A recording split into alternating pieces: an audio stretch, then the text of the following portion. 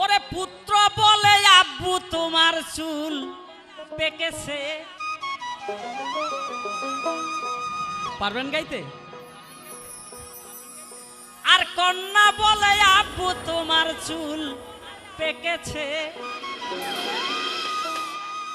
ওরে বউ বলেছে বায়ু চড়ায় পাক ধরেছে চুলের গোড়ায় গো।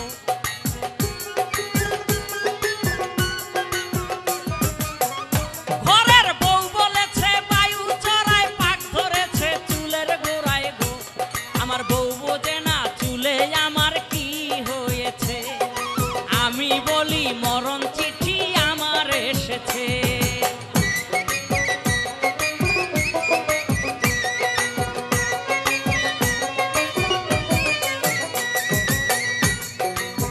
সারা রাত্র গান করে যখন বাসায় গিয়ে ঘুম আসি, আমার একটা মেয়ে, এই মেয়েটা স্কুলে যাবে, তা হাত পা মাথা একটু নাড়াচাড়া করে ওই টিফিন করার জন্য একটু বেশি পয়সা পাওয়ার লোভে।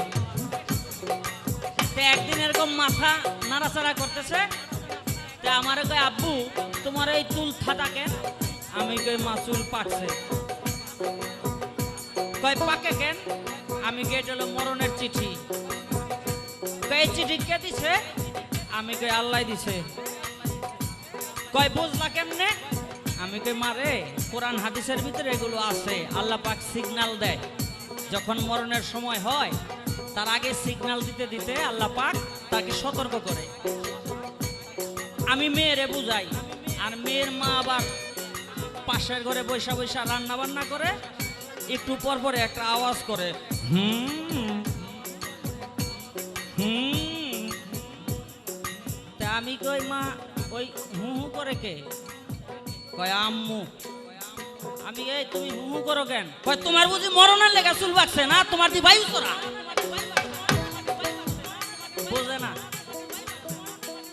রাসূল পাক হাদিসের ভিতরে কইছে মমতা সহ মেয়েদেরকে আল্লাহ পাক সৃষ্টি করছে রেহান নামক বাঁকা একটা হার দিয়া। এটা টাইনা সোজা করার চেষ্টা করো না, ভাঙ্গা যাইব। ভাঙ্গা যাইব মানে এটি সংসার দিয়া ভাঙ্গা যাইব।